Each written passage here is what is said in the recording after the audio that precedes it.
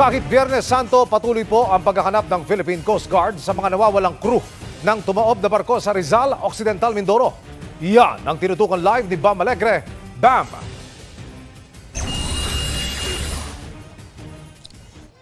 Emil, 2 bangkay pa nakuha ng search and rescue operations kaninang hapon sa tumaob na Honghai 16. Sa ngayon, 5 pa ang hinahanap.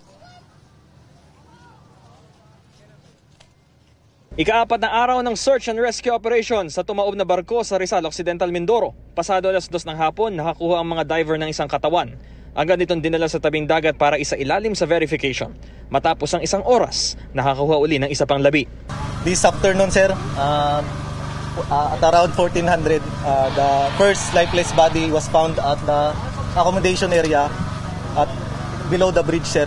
And continuously, sir, around 15:28 or alas 3 ng hapon, second lifeless body was found at the cargo hold area, sir. Matapos makuha ang 2 bangkay, narito ang mga divers ng Philippine Coast Guard nagpapahinga at tinututukan na naka-standby na medical team.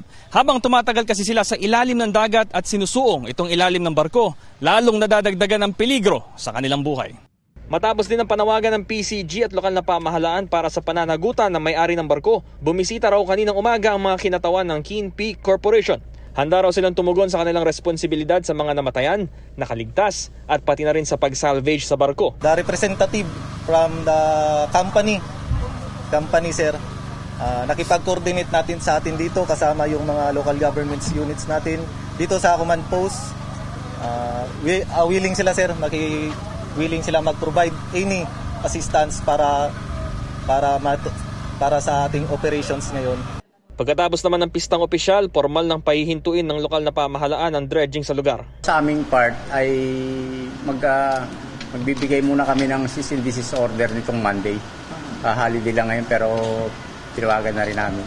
Kailangan i-settle muna nila yung problema nila ngayon. Temporary suspension lang muna nung kanilang operation doon. Non-dredging. Hindi raw maapektuhan ng ibang mga dredging sites sa Occidental Mindoro lalo at mahigpit ang proseso bago payagan ang ibang mga kumpanya para mag-dredging. Dati, pamahalaan ang gumagastos sa dredging ng mga ilog para makaiwas sa baha. Ngayon, pinahihintulutan ng ilang korporasyon na mag-dredging at hindi nababayaran ng gobyerno. Gayunman, may panuntunan pa rin kung saan lang pwedeng gamitin ang mga hinahakot na buhangin.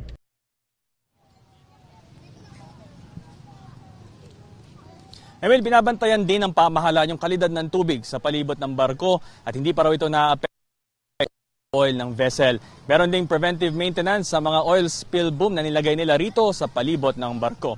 Yan ang latest mula rito sa Occidental Mindoro para sa GMA Integrated News. Bam Alegre, nakatutok 24 oras. Balik sa iyo, Emil. Maraming salamat, Bam Alegre.